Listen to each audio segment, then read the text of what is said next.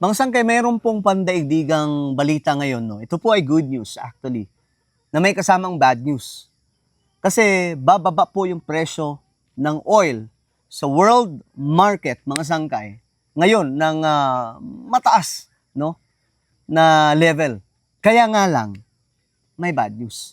Ang bad news, mga sangkay, ayon po sa report, no, matapos magpirmahan ng peace plan ang US, no? At ang US at ang Iran, isinara ng Iran muli ang Strait of Hormuz. Pambihira, mga sangkay. Okay na sana eh. Ano ba nangyari? Bakit isinara na naman? Kasi nga po, ayon sa report, may ginawa na naman daw po ang Israel. At ito yung balita, mga sangkay. Tingnan po natin.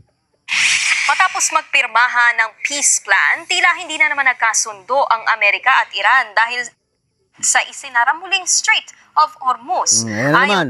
So, bad news yan, mga sangkay. Alam niyo bakit? Kapag isinara ang Strait of Hormuz, ibig sabihin, tataas na naman yung presyo ng oil. Kasi yung Strait of Hormuz yung daanan po ng langis, di ba? Ng mga kargamento papunta sa iba't ibang mga bansa na ang karga, oil. So, ano na naman po ang mangyayari ngayon?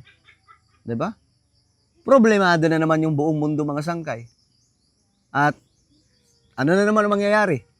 Pag tumaas ang presyo ng oil, tataas yung inflation, yari na naman po tayong lahat ngayon, mga sangkay. Lalong-lalo na po dito sa Pilipinas, marami pong mapang-abuso dito. No? Yung presyo ng oil, kapag nakita nila, tumataas na naman. Patong kaagad ng pagkataas-taas na presyo. 'Di ba?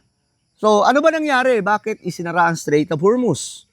Ang Amerika at Iran dahil sa isinara muling Strait of Hormuz. Ayon sa Iran, may nalabag kasi sa kasunduan ng umatake ang Israel sa Lebanon. Kaya Ngayon, umatake ang Israel sa Lebanon. Ewan ko ba kailan matatapos po itong mga digmaan dyan, mga sangkay. Alam nyo, itong si Trump nga po, nagalit na po sa Israel. Kasi nga po,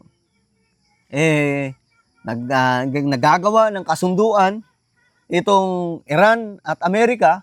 Ang Israel naman daw po, sinisira po yung anumang kasunduan. Kasi imbis na magkaroon po ng paghinto, pagtigil ng bakbakan, sa kabila po ng peace deal, may inaatake po ang Israel. At hindi ko alam kung anong stand nyo dito, no? Kanino ba kayo kakampi? Sa Iran o Amerika o Israel. Pero ang nakikita lamang po natin dito, na every time na mapoproseso na po ang kasunduan, lagi pong nagkakaroon ng gulo para po hindi matuloy ang anumang kasunduan. isinara muna nila uli ang tinaguriang daanan ng 20% ng mga oil tankers sa mundo. Pero Grabe, no? 24%, no, na supply ng oil sa buong mundo. Napakalaki po nun, mga sangkay. Kaya yung impact po na ito, no, napakatindi. Kapag sinara, talagang yung world market, pagdating po sa presyo ng oil, nagtataas din po.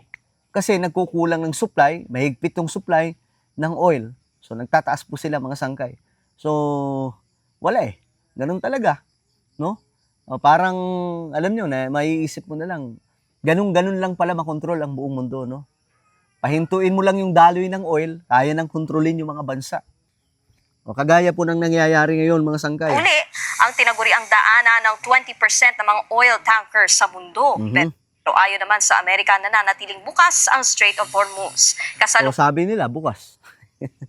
Parang no, ang labo. Kasi in-announce yun ng Iran, sarado ulit.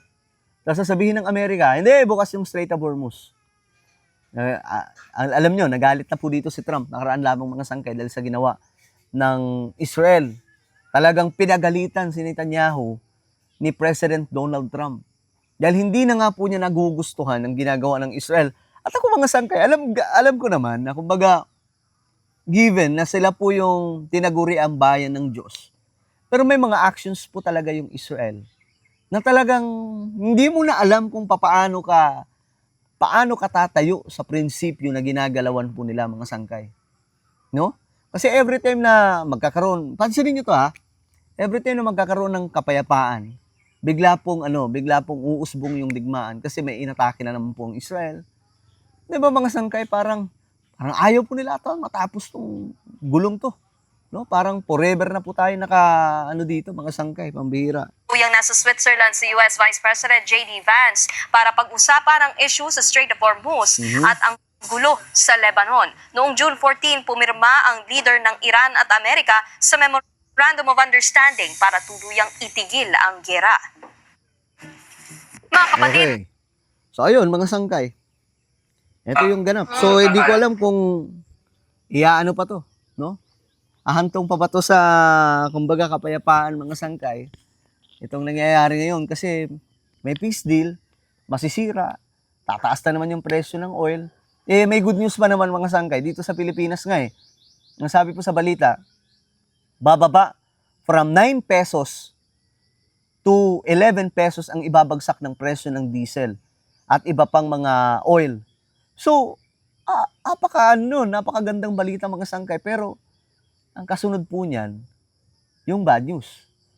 Kasi, sabi pa nga po sa balita, bababa ng husto, mga 11 pesos ang ibababa ng presyohan ng oil. Pero dahil isinara na naman ang Strait of Hormuz, tataas na naman daw po siya pagkasusunod na linggo. So ipaparanas po sa atin yung 1 week, no, na kumbaga kaayusan, pero pagkasusunod na naman na linggo, ayun na naman. Tataas na naman po yung presyo ng oil.